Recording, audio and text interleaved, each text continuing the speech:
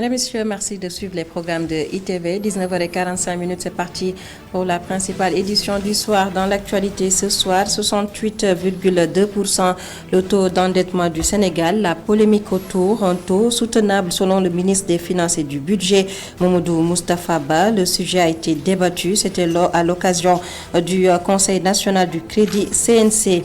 Santé, R21, matrice M, nouveau vaccin pour lutter contre le paludisme au Sénégal. Le processus est en cours.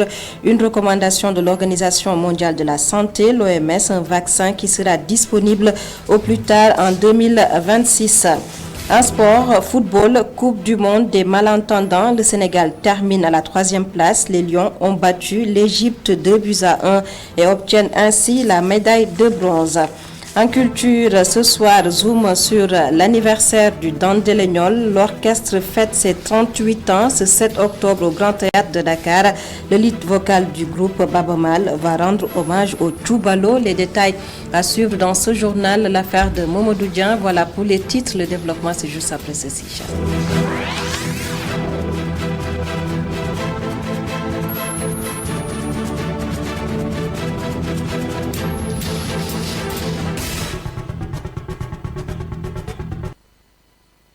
Mesdames et messieurs, merci de nous recevoir chez vous. Économie pour démarrer cette édition. Le taux d'endettement du Sénégal, un taux estimé à 68,2%, soutenable selon le ministre des Finances et du Budget. Mamadou Moustapha Ba estime que le taux des structures parapubliques nationales, qui est de 8%, ne doit pas être inclus.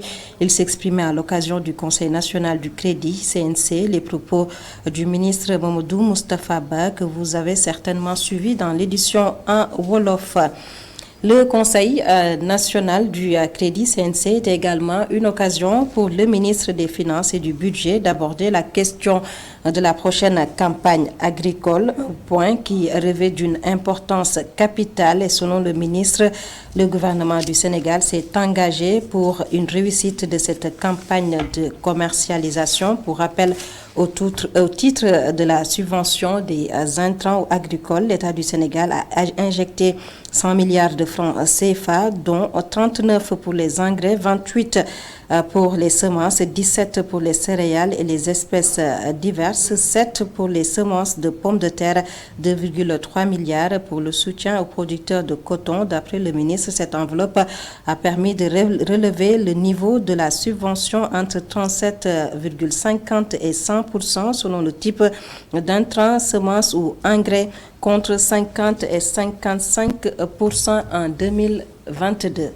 Gestion du contentieux social en milieu professionnel. Une journée d'échange et de concertation sur la question a été organisée ce matin. Une rencontre initiée par le Conseil national du patronat. Le patronat veut ainsi prévenir ou même résoudre le contentieux social dans le milieu professionnel. Le compte-rendu de la rencontre est signé Abraham Paul Pouya.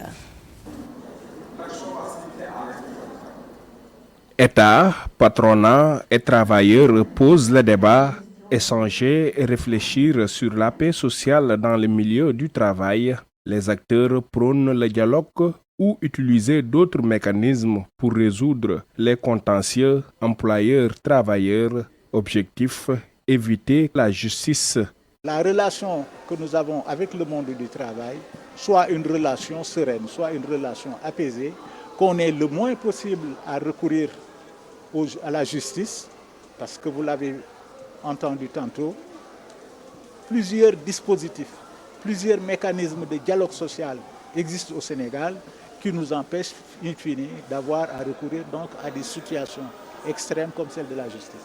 Le cadre pour la gestion du contentieux social existe déjà dans notre pays. Pour le ministre du Travail, il faut améliorer ce qui existe déjà, mettre surtout les travailleurs dans de meilleures conditions. Qu'il y ait dans la vie des obstacles à franchir, qu'il y ait dans la vie des défis à relever, qu'il y ait des problèmes à résoudre, ne devrait pas, à mon sens, vous inquiéter. Au contraire, tant qu'il y a de la vie, il y aura à faire. Et le propre de l'homme, c'est d'avoir l'ambition, d'avoir mieux et plus. Donc les travailleurs demandent de meilleures conditions de vie et de travail, et absolument normal.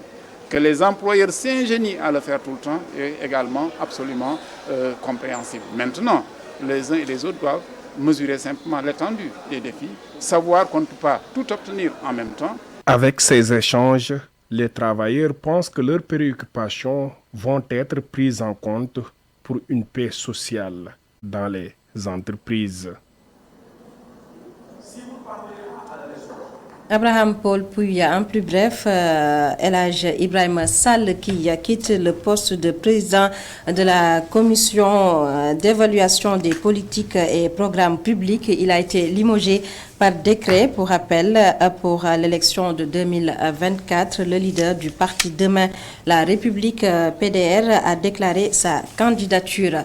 Justement, la présidentielle de 2024, le 25 février, refus de délivrer des fiches de parrainage à Ousmane Sonko. Audience publique à la première chambre administrative de la Cour suprême a eu lieu vendredi. Aujourd'hui après-midi, l'information à retenir, le juge a rejeté la requête de Ousmane Sonko et de ses avocats. De la santé à présent dans cette édition, Forum Galien, le Premier ministre Amadou Ba a procédé aujourd'hui à l'ouverture officielle de la rencontre et sur la lutte contre les maladies non transmissibles. Le chef du gouvernement mise sur la prévention. Le Premier ministre Amadou Ba a également déploré la cherté des soins en Afrique. Ces propos sont recueillis par Anna Dabassène. Cette année, le thème est relatif aux maladies non transmissibles, généralement à soins coûteux, dont l'impact partout dans le monde est reconnu. Cette préoccupation est portée par l'Afrique, notamment l'Union africaine, l'OMS et d'autres institutions régionales, dont l'OAS-CEDEAO. En réalité, les maladies non transmissibles constituent, avec les maladies infectieuses, un double fardeau pour les populations africaines et rendent encore plus fragiles nos systèmes de santé et retardent notre développement. Le ministère de la Santé et de l'Action sociale vient de lancer son programme stratégique d'accélération de la lutte contre les maladies non transmissibles et s'apprête à mener sa deuxième enquête nationale sur les maladies non transmissibles. Celle-ci permettra de connaître la prévalence nationale de ces maladies et d'identifier les vrais facteurs de risque. Toujours dans ce registre de la santé, prévenir le paludisme chez les enfants, l'Organisation mondiale de la santé recommande un nouveau vaccin R21 matrice M. Le processus est en cours au Sénégal. Le vaccin sera disponible au plus tard en 2026. Une annonce faite par le coordonnateur national du PNP, Programme national de lutte contre le paludisme. Dr Doudou Sène était l'invité de Keno Askanui. Ses propos sont recueillis par El Hadj Malick Cissé. C'est un vaccin que l'Organisation mondiale de la santé vient d'homologuer. Actuellement, le Sénégal est dans un processus pour pouvoir introduire ce vaccin parce qu'il y a tout un dispositif qu'il faut mettre en place, notamment avec la direction de la prévention qui est en charge de la vaccination à travers le programme élargi de vaccination et qui sommes en pourparlers avec les bailleurs de fonds, l'ADAGE, mais également nous en tant que responsable du programme PALU pour voir les modalités de soumission à Gavi, l'alliance Gavi qui est un peu la structure qui appuie les pays à mettre en place un nouveau vaccin. Au plus tard en 2026, il faut reconnaître que depuis l'homologation par exemple de RTS1, le nombre la quantité de vaccins disponibles à travers les laboratoires qui les produisent ne sont pas suffisants pour couvrir l'ensemble des pays africains. Il y a eu une stratification, c'est-à-dire une priorisation des pays. Quand tu vois un pays comme le Nigeria, très géant, avec plus de 20 millions de cas de palu, le Burkina avec plus de 11 millions de cas, il est nécessaire d'avoir un raisonnement beaucoup plus, disons, stratifié pour permettre aux pays d'accéder en fonction des besoins réels. Parce qu'aujourd'hui, au Sénégal, on a en moyenne 300 à 400 000 cas par an. C'est vrai que c'est très élevé, mais comparé aux pays qui ont 20 millions de cas, le Sénégal n'est pas encore prioritaire par rapport à la disponibilité même. Nous avons lancé le programme Evolve avant-hier, hier du moins. Oui. Evolve, c'est un programme qui intègre un peu l'appui de PMI de façon globale. PMI, c'est la structure dénommé président de Malarial Initiative qui appuie le Sénégal dans le domaine de la lutte contre le paludisme. Et PMI Evolve a pour mission d'accompagner le PNLP dans ce qui est la lutte antivectorielle, particulièrement dans la gestion des moustiquaires, mais également sur la surveillance entomologique. Docteur Doudou Sène, coordonnateur national du PNLP, programme national de lutte contre le paludisme, à l'instant avec El Hadj Malick Cissé. Éducation, foire des innovations en éducation et formation. La COSYDEP en est à sa 3e édition. À travers cette foire, la coalition des organisations en synergie pour la défense de l'éducation publique veut réaliser de nouveaux outils pour un système éducatif transformé, inclusif, adapté et résilient, d'où le sens du thème de cette édition. Je vous propose de suivre le compte-rendu signé Khadija Ndadjouf. Il coupe le ruban pour donner le top départ de la foire des innovations en éducation et formation organisée par la COSYDEP. C'est dans cette lancée de l'innovation que Kalidou Diallo, ancien ministre de l'Éducation, s'est prononcé. Je me suis rendu compte qu'il y a tellement d'innovations au Sénégal et à la base, surtout au niveau local, que vous devez tout faire pour les faire découvrir. Lenra Magnan Diagne, présidente du conseil d'administration de la COSYDEP, revient sur l'importance de cette foire. Vous le savez, nous avons l'habitude de dire au niveau de la COSYDEP que la FIEF, c'est notre école. Ça veut dire qu'il y a les apprentissages, les enseignements, mais également aussi la synergie qui est propre à la COSYDEP et les échanges d'expériences, mais également la mise à disposition d'un accompagnement. Dans ce processus d'accompagnement des élèves, surtout les plus vulnérables en cette période de rentrée, un espace don et troc est mis en place. C'est l'attractivité de la foire, le stand troc et don, comme son nom l'indique. Troc et don, l'élève a un livre. Si l'élève a un livre, donc par exemple, l'élève passe une classe pour faire une autre classe. Il peut venir échanger son livre avec des livres qui se trouvent dans cette stand. On fait aussi des dons pour les parents ou pour les élèves qui n'ont pas de fourniture. Ce qui profite aux élèves et allège les charges chez les enfants. Aider les parents à mieux se préparer à la rentrée. Parce qu'ils nous ont donné des livres et il y a des personnes qui amènent des livres, après ils donnent d'autres. Comme par exemple, moi je fais 4e. Moi je dois faire 4e. J'amène mes livres de 5e. Après je les donne, ils me donnent des livres de 4e. Ils ont aidé beaucoup les parents aussi. Et ils nous ont donné aussi des sacs. Cette 3e édition du FIEF innove, mais aussi accompagne les enfants en cette période de la rentrée scolaire en leur facilitant l'obtention des matériels scolaires. Khadija Ndadjouf, éducation toujours pour étudier dans de meilleures conditions. Ngoundiane, la commune a mis à la disposition des élèves 2 bus de transport. En plus de cela, des fournitures ont été octroyées aux élèves d'une valeur estimée à 15 millions de francs CFA. La correspondance de Isidore Alexandre Sen. C'est une somme de 15 millions de francs CFA que le conseil municipal de Ngoundiane a casqué pour soutenir les élèves, mais surtout alléger la tâche aux parents en ce qui concerne l'achat des fournitures scolaires. Toujours un heureux événement qui nous permet de rappeler que l'éducation constitue une priorité pour la commune de Ngoundiane. C'est pourquoi nous l'avons fait depuis des années, nous ne l'avons pas regretté parce que ça se ressent dans des résultats.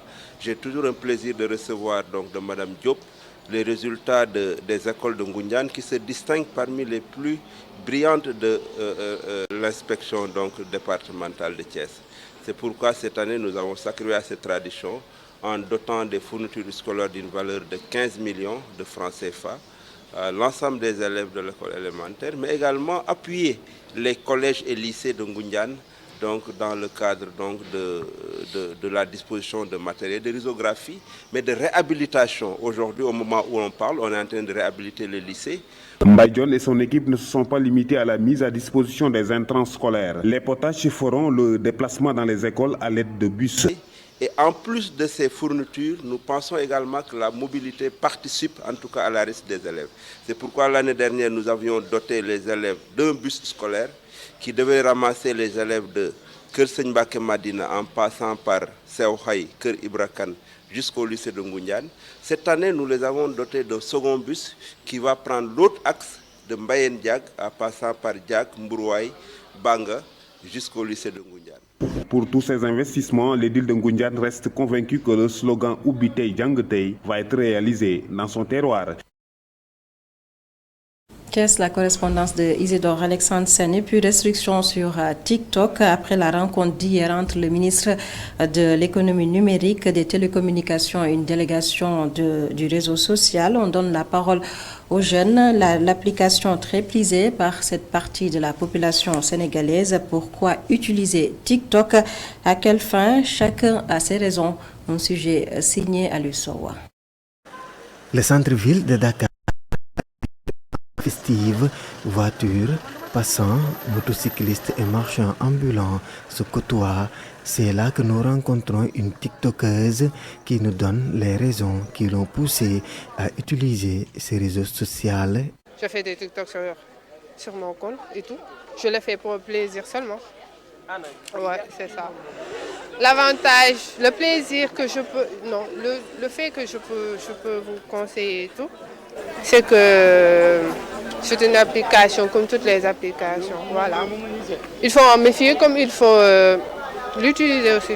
En face du rond-point Sandaga, un marchand ambulant, ce jeune utilise TikTok pour regarder certains documentaires. TikTok. J'utilise TikTok pour regarder des vidéos seulement, mais pas pour faire des publicités ou vendre. Je suis intéressé par les marabouts, documentaires ou une série. TikTok, un réseau social certes utile surtout pour les commerçants. Cependant, d'après notre interlocuteur, il doit être éliminé avec ses multiples dérives. TikTok devrait être un réseau social pour la sensibilisation ou pour la vente, mais malheureusement c'est pour insulter. Actuellement, nos chefs religieux ne sont plus respectés à cause des insultes sur TikTok. TikTok devait être définitivement bloqué. Le réseau social TikTok est restreint au Sénégal depuis les événements du mois de juin. Le ministre de l'économie numérique n'est pas contre la levée de ces restrictions, mais à condition de produire des contenus qui préservent la paix sociale. Alisso du sport à présent, football, duel entre Lyon, match amical Sénégal-Cameroun le 16 octobre prochain. Le sélectionneur national Aliou Cissé a publié une liste de 26 joueurs ce vendredi et comme nouveauté, la convocation de Mamadou Sané, ancien de Guédiawaye Football Club. Il faut également noter les retours de Nampalis Mendy, Noah Fadiga et de Fodé Ballo-Touré, le coach des Lions, Aliou Cissé, que je vous propose d'écouter au micro de Céline Saludama. L'opposition que nous attendons, c'est déjà nous jouons face à une grande équipe, en grande Afrique, à son sein de grosses individualités. Ça sera un match très important et comme nous, on a toujours l'habitude sur les matchs importants de faire de notre mieux et surtout de faire de très très très bonnes choses. On a l'intention en tout cas sur ce match-là de faire aussi de très bonnes choses. Je crois que contre l'Algérie, il y a eu des choses très intéressantes qui ont été faites, mais il y a aussi des petites choses que nous devons progresser et à travers ce match-là contre le Cameroun, ce que j'attends, c'est qu'on puisse réagir déjà par rapport à la défaite contre l'Algérie et à nouveau recommencer encore à gagner. C'est un match important, comme je l'ai dit, et comme chaque match important, il est important d'être complet. Quand je dis complet, c'est-à-dire être capable d'être équilibré, de bien défendre, ça c'est très important. Mais aussi, quand on a le ballon, créer le chaos chez l'adversaire et apporter le danger. C'est l'occasion pour nous de réagir après la défaite de l'Algérie et je pense que ça tombe bien ce match-là. Merci.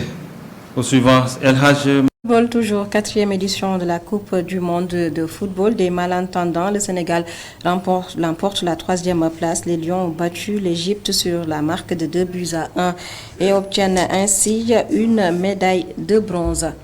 Une information de dernière minute, le président de la République, Macky Sall, a mis fin par décret en date du 6 octobre 2023 aux fonctions des ministres membres du gouvernement. Le chef de l'État remercie les ministres sortants pour leur engagement et le travail remarquable réalisé.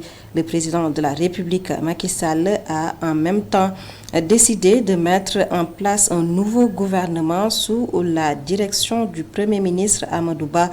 La composition du nouveau gouvernement sera bientôt publiée. Le communiqué signé le secrétaire général de la présidence de la République, Omar Samba Ba.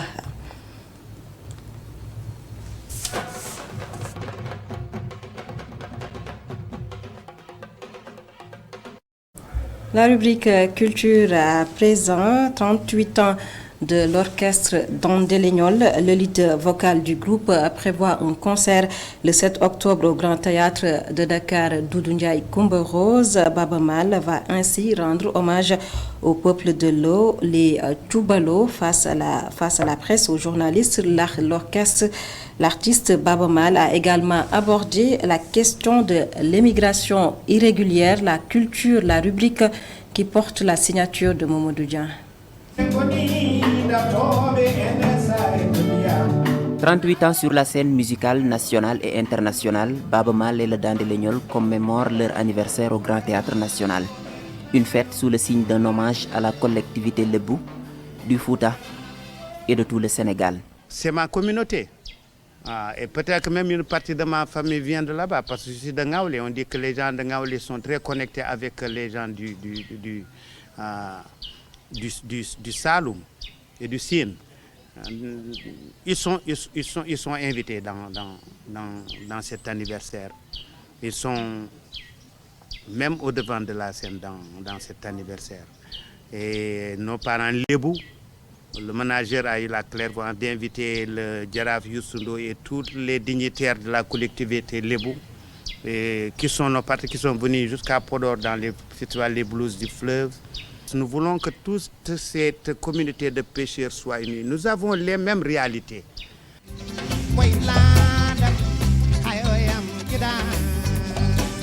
La carrière de Baba Mal et du Dandelegnol, ce n'est pas seulement de la musique mais aussi des œuvres sociales.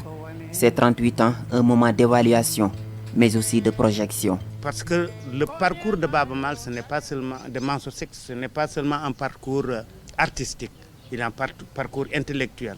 Il y a un engagement sur le plan social. Et ça depuis toujours. On nous accompagne dans le développement. J'ai mis sur pied Nanka au niveau de Podor. J'ai fait parler des gens qui ont eu à avoir des lopins de terre et qui les ont exploités. Par exemple, la DER est venue nous voir et nous a promis de nous accompagner. Je ne sais pas pourquoi ça n'a pas abouti. Ce n'était pas pour moi, ce sont pour ces gens.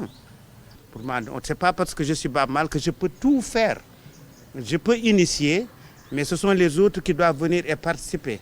C'est assez ouvert pour tout le monde.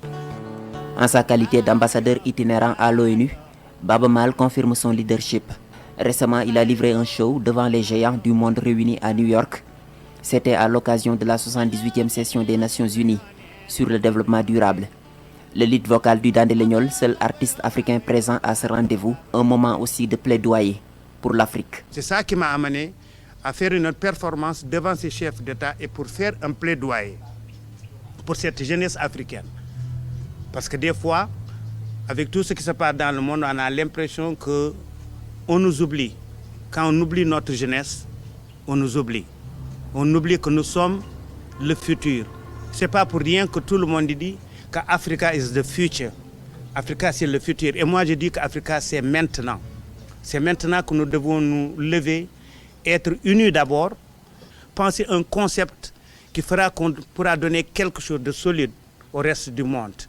L'artiste suit de très près l'actualité. La question de la migration irrégulière interpelle Baba Mal. Pour le lead vocal du Dandelegnol, il faut absolument trouver des solutions. Tout le monde a entendu aussi que j'ai parlé tout récemment de mon expérience tout dernièrement aux États-Unis. J'aimerais tellement m'appesantir là-dessus. Et pour vous dire qu'il y a une jeunesse qui n'a pas seulement essayé de traverser le Brésil, le Nicaragua, d'arriver aux États-Unis, mais on sait tous qu'il y en a qui ont traversé le désert. Certains sont arrivés, d'autres ne sont pas arrivés. La mer, en essayant d'aller en Espagne, en Italie, un peu partout dans le monde. Et ça nous interpelle tous, aussi bien moi que vous, et nous devons trouver des solutions. Rendez-vous donc ce samedi au Grand Théâtre National. Doudou Ndiaye Coumba Rose, Baba Maal tend aussi la perche à la nouvelle génération.